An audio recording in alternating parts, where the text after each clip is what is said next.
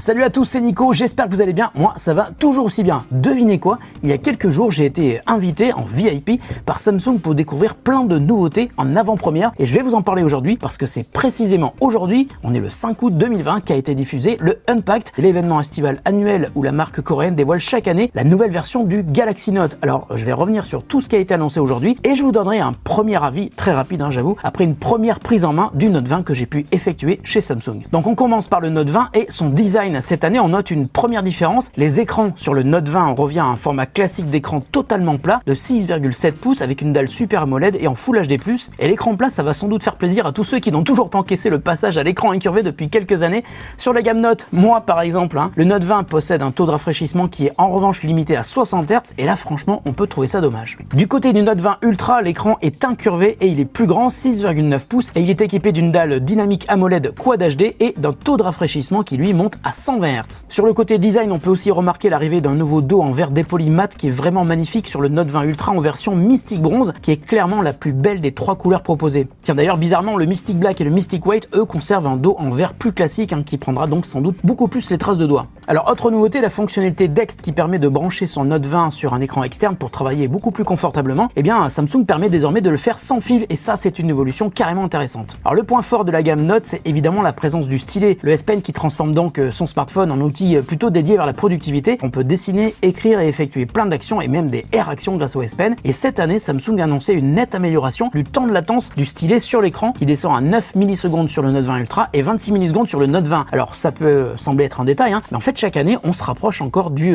zéro délai optimal que l'on connaît en dessinant sur une feuille de papier avec un stylo. Je sais pas si vous voyez de quoi je veux parler. Alors avec son appli dédiée, le S Pen permet de faire pas mal de choses, écrire de travers, redresser le texte en un clic, mixer texte et dessin, mais aussi, et c'est nouveau, ajouter des notes audio. Une autre évolution est fortement mise en avant par Samsung, c'est la partie gaming. Samsung s'est associé avec Microsoft pour apporter le service de cloud gaming de Xbox sur la gamme 20, les Note 20, mais aussi les S20. Samsung nous a d'ailleurs présenté une manette spécifiquement destinée à ses smartphones, calquée sur le design d'une manette de Xbox One, mais qui malgré tout ne pourra pas être connectée à une Xbox One apparemment. Alors concernant la puissance, les Note 20 et les Note 20 Ultra sont équipés d'un processeur Exynos 990, donc le même processeur que les S20, mais une petite subtilité, le Note 20 sera dispo en version 4G et 5G et le Note 20 Ultra sera dispo uniquement en version 5G. Alors un autre gros focus, la photo et la vidéo. Pour la vidéo, on peut déjà apprécier la présence d'un mode vidéo pro qui permet de modifier pas mal de réglages en débrayant l'appareil en mode entièrement manuel. Seul regret, pas de possibilité d'accéder à des profils de couleurs manuels. Alors sur la vidéo, les performances sont super alléchantes. Les deux Note 20 permettront de filmer en 8K à 24 images par seconde, mais aussi en Full HD à 120 images par seconde. On pourra également filmer en 4K à 60 images par seconde à l'arrière, mais aussi à l'avant. Et sur la photo, le très imposant bloc optique du Note 20 Ultra comprend un capteur grand angle de 108 mégapixels dual pixel, un ultra grand angle de 12 mégapixels et un autre capteur de 12 mégapixels qui se chargera de produire un zoom hybride 5 fois aussi beau qu'un zoom optique, d'après ce que nous a promis Samsung. Sur le Note 20, c'est un peu plus modeste, un capteur principal de 64 mégapixels, toujours dual pixel pour les photos en grand angle et deux capteurs de 12 mégapixels, un pour l'ultra grand angle et l'autre pour le zoom hybride 3x cette fois-ci. Bon, alors évidemment, tout ça, ce sont des chiffres et la version du logiciel n'était pas du tout finalisée, mais j'ai quand même déjà eu une très bonne impression, d'une part sur la qualité de la stabilisation, sur la vitesse de passage d'un capteur à l'autre, mais aussi sur la fluidité du zoom manuel. Et autre détail intéressant, on peut choisir le micro qui enregistre le son de ces vidéos. Ça peut être par exemple les micros intégrés ou alors ça peut être des micros Bluetooth et a priori ça marche avec n'importe quel dispositif Bluetooth, par exemple les micros qui sont intégrés sur vos écouteurs sans fil. Alors les deux Note 20 tournent sous Android 10 avec One UI 2.5 et enfin une note un peu surprenante, la charge rapide est limitée à 25 watts sur les deux appareils et la charge sans fil à 15 watts au maximum. On aurait pu espérer des recharges bien plus rapides sur des smartphones de cette gamme. Alors le Note 20 embarque une batterie de 4300 mAh qui monte à 4500 mAh sur le Note 20 Ultra et un dernier petit détail, seul le Note 20 Ultra propose un slot micro SD qui permet d'étendre la mémoire de stockage et il pourra accepter des cartes jusqu'à 1 Teraoctet. Alors parlons évidemment des prix et sans surprise, c'est assez élevé. Le Note 20 sera vendu 959 € pour la version 4G avec 8 Go de RAM et 256 Go de stockage et la version 5G sera proposée à 1059 €. Alors le Note 20 Ultra sera lui dispo en 12 Go pour 1309 € pour la version 256 Go et 1409 € pour le modèle avec 512 Go de stockage. Les précommandes démarrent aujourd'hui et seront dispo le 21 août. Alors pour conclure et après je vous l'ai dit une rapide prise en main, je trouve que le Note 20 est magnifique avec son écran plat, ça change bien sûr, et la partie photo et vidéo est ultra réactive aussi bien sur le Note 20 que sur le Note 20 Ultra, mais ce dernier est beaucoup plus lourd et j'ai remarqué aussi que les deux appareils commençaient à chauffer dès qu'on utilisait la partie photo et vidéo. Il me tarde vraiment de tester ces appareils avec une version définitive du logiciel. Et avant de vous quitter, je vais aussi rapidement vous parler des autres produits qui ont été annoncés lors de ce Unpacked. Alors tout d'abord, il y a les Buds Live qui sont de de très jolis écouteurs True Wireless au format super original qui font évidemment penser à des haricots et ils sont très légers, hein, à peine 5 grammes par écouteur. Les surfaces tactiles permettent de modifier le volume et de naviguer dans ces morceaux. Pour la partie son, ils sont équipés d'un haut-parleur de 12 mm, ce qui est assez grand et assez étonnant par rapport à la taille des écouteurs et ça permettra normalement de délivrer de très belles fréquences graves. Ils sont aussi dotés de la réduction active de bruit, de 6 heures d'autonomie et d'un boîtier offrant une vingtaine d'heures supplémentaires et qui est compatible avec la recharge sans fil. Donc les Buds Live seront dispo à la fin du mois, ils sont aussi dispo en précommande à partir d'aujourd'hui et il me tarde vraiment de les tester parce qu'ils sont très beaux, ils ont l'air très légers donc on peut vraiment les oublier dans les oreilles et ils ont la réduction active de bruit, le tout pour un prix qui ne dépasse pas les 200 €. Donc sur le papier ça a l'air super sympa. Ensuite il y a aussi la Galaxy Tab S7 qui a été présentée, hein. Elle est déclinée en deux versions, 11 pouces avec un écran TFT et 12,4 pouces avec un écran Super AMOLED. Et le dernier produit qui a été présenté, ça a été la montre connectée Galaxy Watch 3, dispo en version 41 et 45 mm, une montre super bien équipée, hein. Capteur cardiaque, mesure ECG, calcul de la VO2 max, donc hyper complète, hein, même plus complète que la Galaxy Active. Mais la Galaxy Watch 3 est quand même beaucoup plus chère parce qu'elle est dispo à partir de 429 € avec même plusieurs versions qui montent jusqu'à 509 € avec une eSIM 4G et elles sont dispo dans les mêmes couleurs que les smartphones Note 20 et Note 20 Ultra et les tablettes Galaxy S7. Alors restez bien attentifs, hein, j'espère pouvoir tester tous ces produits en septembre et en attendant, si vous intéresse, Samsung réserve de très belles offres à tous ceux qui vont précommander ces produits avant leur sortie. Voilà, la vidéo est terminée, j'espère qu'elle vous aura intéressé, c'était assez rapide, hein. Salut à tous, encore une fois, merci de votre fidélité et à très bientôt sur The Grand Test.